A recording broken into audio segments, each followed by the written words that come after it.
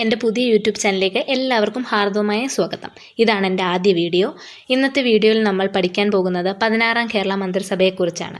മന്ത്രിമാർ ആരൊക്കെയാണ്, അവർ കൈകാര്യം ചെയ്യുന്ന വകുപ്പുകൾ ഏതൊക്കെയാണ്, അവർ മത്സരിച്ച മണ്ഡലങ്ങൾ ഏതൊക്കെയാണ് എന്നതെല്ലാം ലളിതമായി നോക്കാം.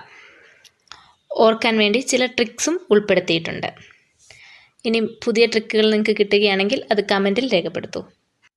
മുഖ്യമന്ത്രി വി.ഡി. സതീശൻ. അദ്ദേഹം കൈകാര്യം ചെയ്യുന്ന വകുപ്പുകൾ പൊതുഭരണം, ധനം, നിയമം, തുറമുഖം. ഇതെങ്ങനെ നമുക്ക് ഓർത്തിരിക്കാം?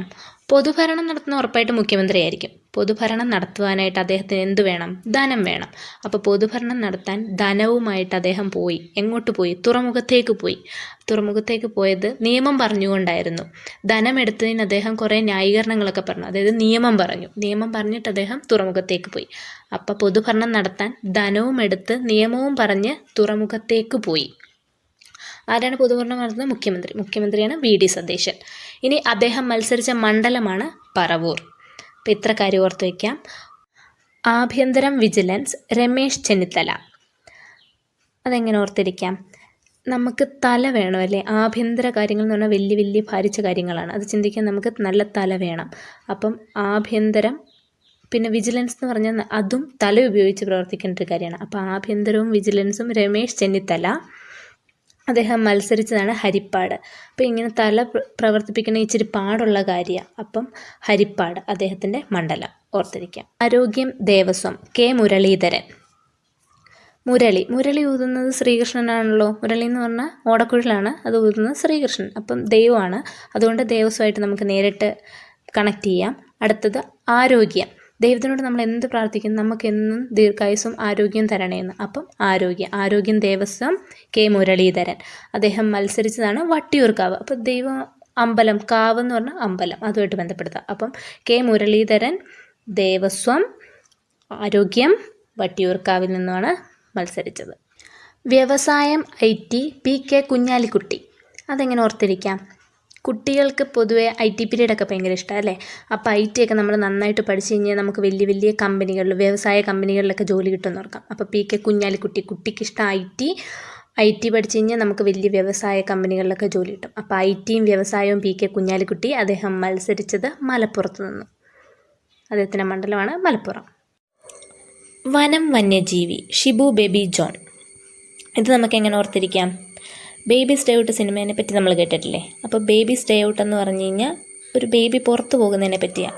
അപ്പം ബേബി നമുക്ക് വനത്തിലേക്ക് പോയെന്ന് വിചാരിക്കാം. അപ്പോൾ വനത്തിൽ എന്തുണ്ട്? വന്യജീവിയുണ്ട്. അപ്പം വനം വന്യജീവി ഷിബു ബേബി ജോൺ. വനത്തിൽ വന്യജീവി മാത്രമല്ല, അവിടെ മൊത്തം ചവറാണെന്ന് ഓർക്കുക. അപ്പം ഷിബു ബേബി ജോൺ വനം വന്യജീവി. അദ്ദേഹം മത്സരിച്ച മണ്ഡലം ചവറ. ഉന്നത വിദ്യാഭ്യാസം റോജി M ജോൺ. ഉന്നത വിദ്യാഭ്യാസം Roji M John. Roji M ജോണിൻ്റെ അകത്തെ M എന്ന് പറഞ്ഞാൽ മാസ്റ്റേഴ്സ് എന്ന് ഓർക്കാം. മാസ്റ്റേഴ്സ് എടുക്കുക എന്ന് പറഞ്ഞാൽ അത് ഇച്ചിരി ഉയർന്നൊരു വിദ്യാഭ്യാസമാണ്. അപ്പോൾ ഉന്നത വിദ്യാഭ്യാസം റോജി M ജോൺ. അദ്ദേഹം മത്സരിച്ച മണ്ഡലമാണ് അങ്കമാലി.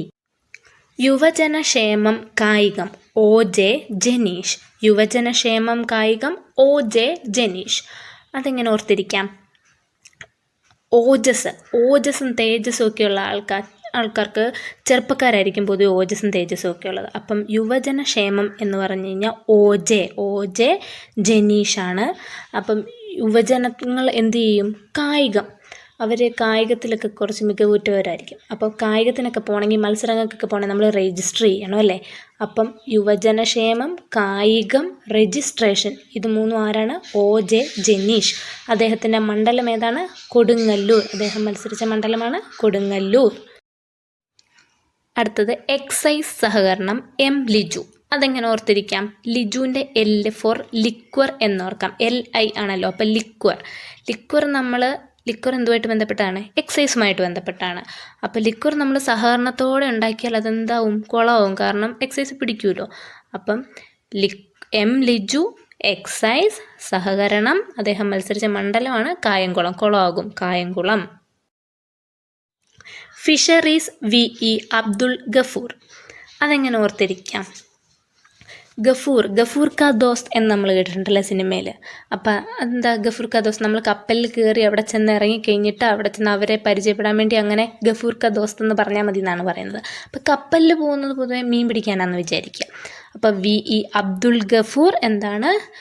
പുള്ളി ഒരു മീൻ കച്ചവടക്കാരനായിരുന്നു കൂടെ ഓർത്തിരിക്കുക. അപ്പം ഗഫൂർ എന്ന് പറഞ്ഞാൽ ഒരു മീൻ കച്ചവടക്കാരൻ. അപ്പം VE ഗഫൂർ അബ്ദുൽ ഗഫൂർ ഫിഷറീസ് ആണ്. അദ്ദേഹം മത്സരിച്ച മണ്ഡലം കളമശ്ശേരി.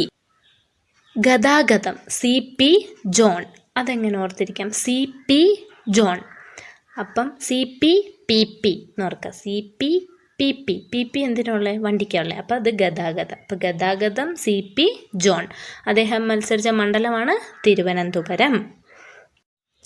തദ്ദേശം KM ഷാജി. അതെങ്ങനെ ഓർത്തിരിക്കാം? നമ്മുടെ ദേശത്തൊക്കെ ഉള്ള പൊതുവായിട്ടൊരു കോമൺ ഒരാളെങ്കിലും കാണും ഷാജി എന്ന് പേരുള്ളത്. അപ്പോൾ തദ്ദേശം, നമ്മുടെ ദേശത്തൊക്കെ ഒരാൾക്കെങ്കിലും ഷാജി എന്ന് പേര് കാണും. അപ്പോൾ തദ്ദേശം KM ഷാജി. അദ്ദേഹം മത്സരിച്ച മണ്ഡലം വേങ്ങര. തദ്ദേശം KM ഷാജി. അദ്ദേഹം മത്സരിച്ച മണ്ഡലം വേങ്ങര. ടൂറിസം സാംസ്കാരികം PC വിഷ്ണുനാഥ്. അതെങ്ങനെ ഓർത്തിരിക്കാം? ടൂറിസവും സാംസ്കാരികവും PC വിഷ്ണുനാഥാണ് നമുക്ക് ഓർത്തിരിക്കാനുള്ള മാർഗം.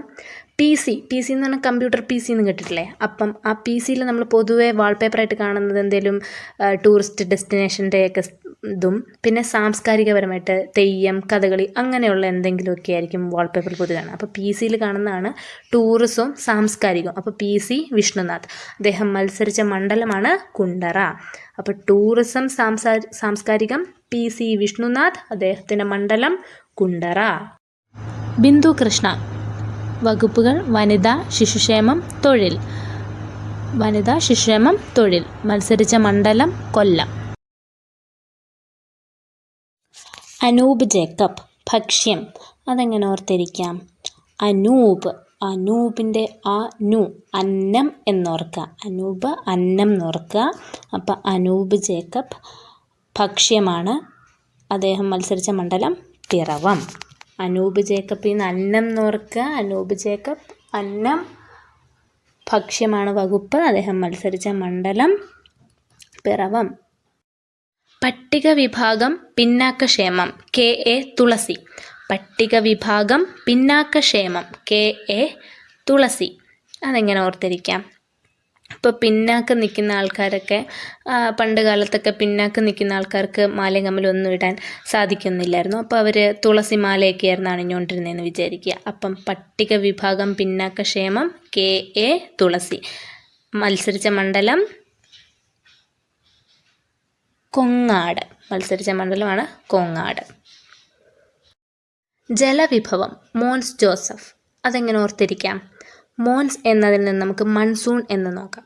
അപ്പം മൺസൂൺ കാലത്ത് എന്ത് കിട്ടും? മഴ കിട്ടും, വെള്ളം. അപ്പം മോൻസ് മൺസൂണാണ്. അപ്പം ജലവിഭവം. അദ്ദേഹം എവിടെ നിന്നാണ് മത്സരിച്ചത്? കടുത്തുരുത്തി. അപ്പം ജലം എങ്ങനെ നമുക്കിപ്പോൾ മഴക്കാലമൊക്കെ ഒത്തിരി കിട്ടും അല്ലേ? കടുത്ത മഴയാണ് കിട്ടുന്നത്. അപ്പം മോൻസ് മൺസൂൺ, കടുത്ത മഴയാണ് കിട്ടുന്നത്. അപ്പോൾ ജലവിഭവം കടുത്തുരുത്തി. അടുത്തത് വൈദ്യുതി സണ്ണി ജോസഫ്.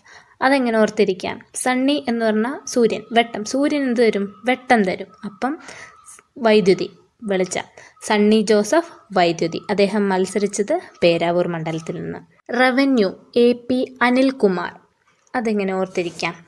AP എന്ന് പറഞ്ഞാൽ അസറ്റ്, P എന്ന് പറഞ്ഞാൽ പ്രോഫിറ്റ് എന്ന് ഓർക്കുക. അപ്പം AP അനിൽകുമാറാണ് റവന്യൂ. അസറ്റും പ്രോഫിറ്റും ഒക്കെ നമുക്ക് റവന്യൂ, നമ്മുടെ ഒരു റവന്യൂ ജനറേഷനാണ്. അപ്പോൾ AP അനിൽകുമാർ റവന്യൂ. അദ്ദേഹം മത്സരിച്ച മണ്ഡലം വണ്ടൂർ. അദ്ദേഹം മത്സരിച്ച മണ്ഡലമാണ് വണ്ടൂർ. പൊതുമരാമത്ത് PK ബഷീർ. പൊതുമരാമത്ത്, പൊതുകാര്യമാണല്ലോ പൊതുമരാമത്ത്.